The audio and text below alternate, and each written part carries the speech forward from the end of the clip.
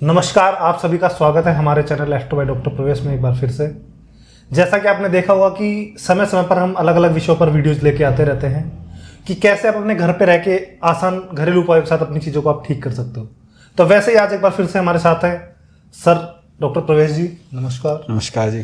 तो आज का जो हमारा विषय है वो है कि शादी होती क्या है। जैसे आपने सर देखा होगा कि लोग बोलते हैं कि यार वाइब मैच होनी चाहिए, कुंडली को क्या है, लेकिन आज जो हमारा जो टॉपिक है वो शादी की एस्ट्रोलॉजिकल वे में हम देखेंगे कि कुंडली के हिसाब से शादी होती क्या है। देखो नितिन जी, मैरिज क्या होती है? वैसे एस्ट्रोलॉजी में 12 हाउसेज होते हैं। जो मैरिज होती है उसमें 1 और 7th हाउस का रोल होता है। एक आप होते हैं, 7 आपके सामने वाला होता है। बेसिकली जो मैरिज होती है आपके और आपके अपोजिट के साथ होती है। ये कॉन्सेप्ट शुड बी क्लियर कि आपको एक दूसरे के गुण और अवगुणों का ध्यान रखना होता है। पहले से कि हाँ, पॉजिटिव चीज क्या है, नेगेटिव क्या है। ऐसा नहीं होता कि दोनों की एक जैसे ही होंगे, ऐसा हो ही नहीं सकता। मैरिज हमेशा अपोजिट के ही बीच में होती है।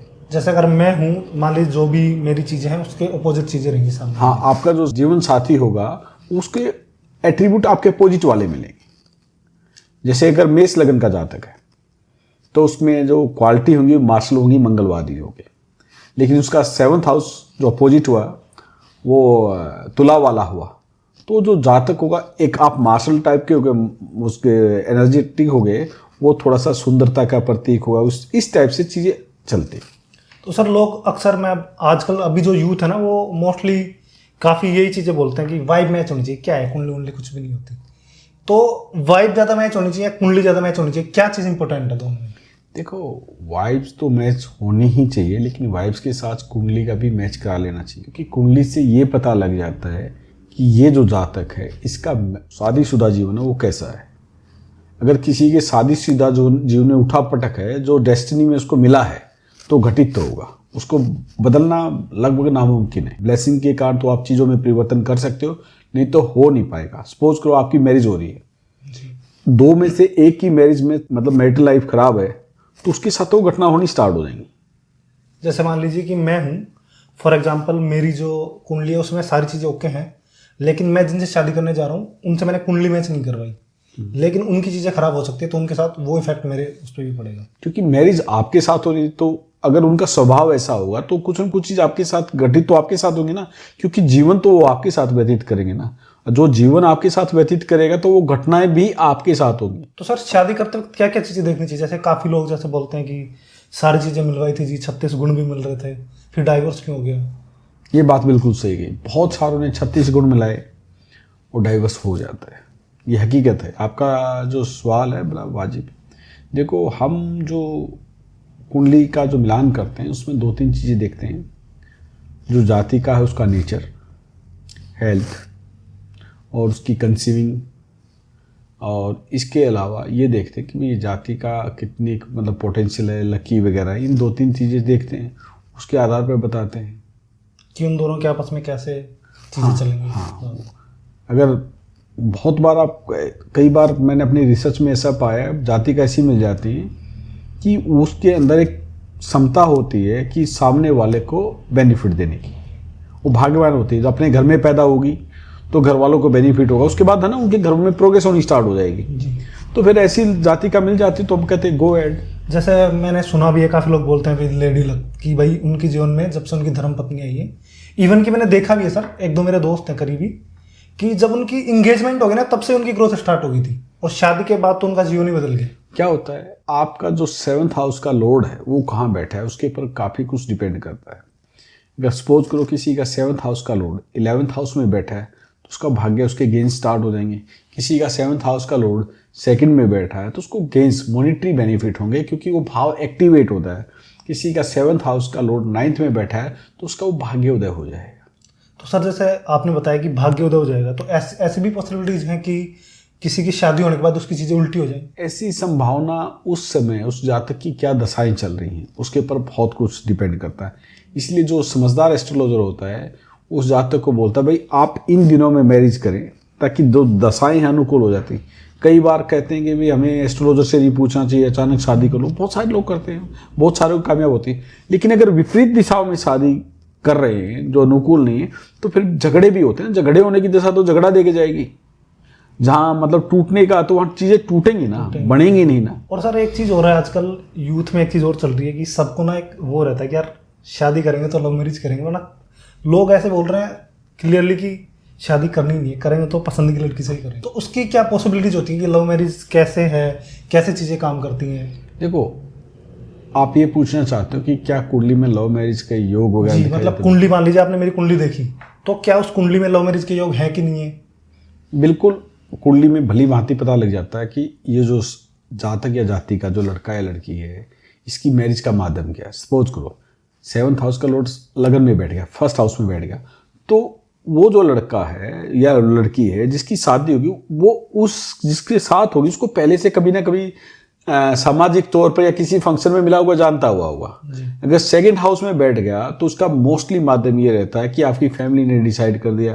अगर 7th हाउस का लॉर्ड 3rd हाउस में बैठता है तो कहीं ना कहीं आपकी जो मैरिज का माध्यम होता है वो ऑनलाइन होता है, कम्युनिकेशंस के माध्यम से। अगर उसका 5 से कनेक्शन हो गया तो उसमें लव मैरिज भी हो जाती है। अगर 7th हाउस का लॉर्ड 4th हाउस में बैठ गया, 4th हाउस आपकी मदर, मतलब आपकी जो मैरिज होगी वो आपके नेटिव, जहाँ आपका जन्म स्थान है वहीं होगी। अब 7th हाउस का लॉर्ड 5th में बैठ जाए, 5 का 7 से कनेक्शन हो जाए, तो वहाँ हम कहते हैं कि जातक की कुंडली में लव मैरिज का योग है। तो वो कैसे भी हो सकता है कि जैसे ऑनलाइन बात कर रहा है या फिर कहीं फंक्शन में मिल गए, वहाँ फिर बातचीत होगी, स्टार्ट होगी, तो उस हिसाब से किसी प्रकार वो कहीं ना कहीं मैच करते हैं, उनके अफेयर चलते हैं, पहले कहीं मुलाकात होती, फिर बात आगे बढ़ जाती है। मतलब इन शॉर्ट में हम कह सकते हैं कि पहले कहीं ना कहीं वो लोग आपस में एक दूसरे से जुड़े हुए थे, तभी तो लव मैरिज हुई। अगर पेरेंट्स ने डिसाइड किया तो फिर तो वो लव मैरिज होती नहीं, वो तो अरेंज मैरिज बोली जाती है। अब लव मैरिज में भी 2 चीजें, एक तो लव मैरिज होती है आपकी कास्ट में, एक लव मैरिज होती है इंटर कास्ट जी, और एक होती है इंटर रिलीजन। जी सर। तो उसके भी योग होते हैं, उसमें कहीं ना कहीं राहु और केतु का योगदान होता है। तब आपकी मैरिज में ये सब बोला जाता है कि आपकी मैरिज इंटरकास्ट होगी। जैसे ना आजकल काफ़ी देखने को मिल रही चीज़ें, पहले तो बहुत वो था कि भाई शादी करनी है, अगर आपको लव मैरिज भी करनी है तो सेम कास्ट में करो, लेकिन आजकल धीरे धीरे चीज़ें नॉर्मलाइज हो रही हैं कि इंटर कास्ट मैरिज भी हो रही है, इंटर रिलीजन मैरिज भी हो रही है, काफ़ी सेलिब्रिटीज भी कर रहे हैं, आमतौर पर लोग भी कर रहे हैं आजकल। तो हमारे आसपास भी आप देख सकते हो कि लोग inter caste marriage easy way में कर रहे हैं। तो उस चीज़ की कैसे क्या पॉसिबिलिटीज रहती है कि भाई इंटर कास्ट मैरिज होगी, वो भी कुंडली के हिसाब से पता चल जाता है? देखो, कुंडली में भली भांति पता लग जाता है कि ये जो जातक है, 7th हाउस का जब कनेक्शन राहु व केतु से बनता है तो उस हालत में ये बताया जाता है कि भाई आपकी जो मैरिज होगी वो इंटरकास्ट होगी। इंटर रिलीजन का भी इतना नहीं, वो बहुत बड़े लेवल पर है, छोटे लेवल पर नहीं, लेकिन सामान्यतः हमने देखा है कि मोस्टली लड़कियां इंटरकास्ट ही मैरिज कर रही हैं। लेकिन वो मैरिज वही हो रही है जिसकी कुंडली में योग है। ये नहीं है कि योग नहीं है उसकी इंटरकास्ट, ऐसा नहीं हो रहा है। ऐसा नहीं है कि भाई क्योंकि कोई भी कुंडली में जो डेस्टिनी में जो लिखा जाता है वो होता है। अगर किसी कुंडली में अगर डिवोर्स का योग है तो डिवोर्स तो घटना होगी। जैसे मैंने एक चीज़ ये भी देखी सर कि काफ़ी लोग हमने आसपास देखे कि उनका ना एक अच्छा खासा रिलेशन रहता है, मतलब इंटरकास्ट रहते हैं वो। जैसे मान लो फॉर एग्जांपल मैं हूँ, मेरा कोई दोस्त है, वो रिलेशन में किसी के साथ अच्छा खासा रिलेशन चल रहा है, 5-6 साल एक दूसरे के साथ स्पेंड कर रहे हैं, फिर एंड मोमेंट पे जाके क्या हो रहा है कि चीज़ें ऐसी खराब होती है कि भाई पेरेंट्स नहीं माने, ये चीज़ समाज का दबाव, कुछ भी मान लो, तो उसमें कुंडली का मतलब कुंडली के हिसाब से होती है वो चीज़ें। देखो उस टाइम क्या होगा कि कुंडली में ब्रेकअप का योग आएगा, सेपरेशन का आएगा, तो उसी टाइम सेपरेट होंगे ना। नहीं तो 5 साल आपका अफेयर चल रहा है, उस टाइम सेपरेट क्यों नहीं हुए? क्योंकि उस दौरान जो दशा भुक्ति यंत्रा है वो सेपरेशन की अलग होने की आई नहीं। एस्ट्रोलॉजर को कैसे पता लग जाता है कि भाई इन दिनों में आपका झगड़ा होगा, ब्रेकअप होगा? वो पढ़ के बता देता है, उन दिनों में हो जाता है, वो घटना घटित तो नहीं होती। तो सर इस चीज़ की पॉसिबिलिटी है कि वो उस टाइम पे जो सेपरेशन हो रहा है तो उसको क्या हम रोक सकते हैं किसी चीज़ से? किसी जैसे आप बोल रहे थे ब्लेसिंग से कुछ चीज़ें रुक सकती हैं, कुछ चीज़ें हम देखो ईश्वरीय कृपा से बहुत कुछ चीज़ें होती हैं। सभी प्लेनेट और नक्षत्र हैं, सब भगवान के अधीन हैं। अगर उसकी ब्लेसिंग हो जाए तो क्या कुछ नहीं बदल सकता, मेरा ये मानना है।